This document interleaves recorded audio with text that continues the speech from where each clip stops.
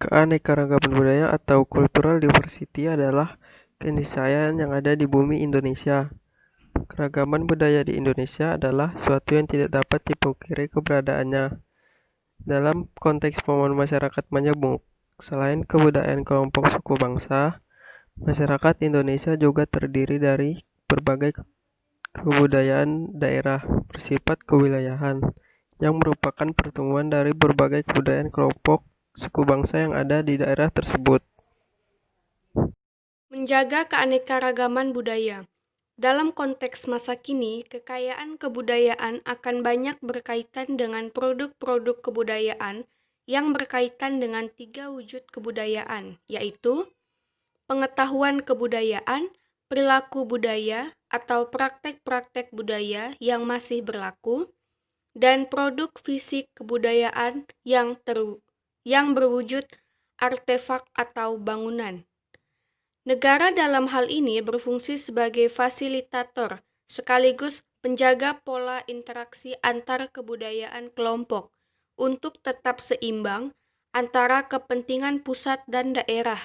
Kuncinya adalah pengelolaan pemerintah pada keseimbangan antara dua titik ekstrim lokalitas dan sentralitas. Komunikasi antar budaya. Kyo-Ming Chen dan William J. Sartosa mengatakan bahwa komunikasi antar budaya adalah proses negosiasi atau pertukaran sistem simbolik yang membimbing perilaku manusia dan membatasi mereka dalam menjalankan fungsinya sebagai kelompok.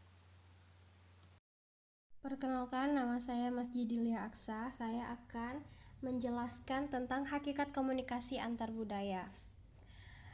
Hakikat komunikasi antar budaya ada dua. Yang pertama, enkulturasi. Enkulturasi mengacu pada proses dengan mana kultur budaya ditransmisikan dari satu generasi ke generasi berikutnya.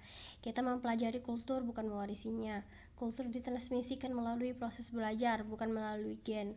Orang tua, kelompok, teman, sekolah, lembaga keagamaan, dan lembaga pemerintah merupakan guru-guru utama di bidang kultur. Enkulturasi terjadi melalui mereka. Contoh dari enkulturasi adalah tarian. Tarian merupakan salah satu bentuk enkulturasi budaya yang ditransmisikan sejak kecil.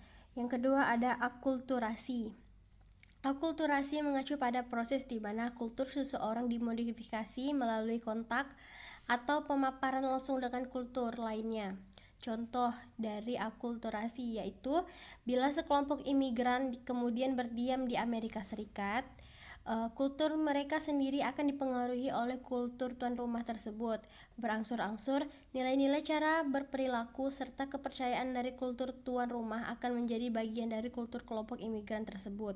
Pada waktu yang sama, kultur tuan rumah pun ikut berubah. Sekian, terima kasih.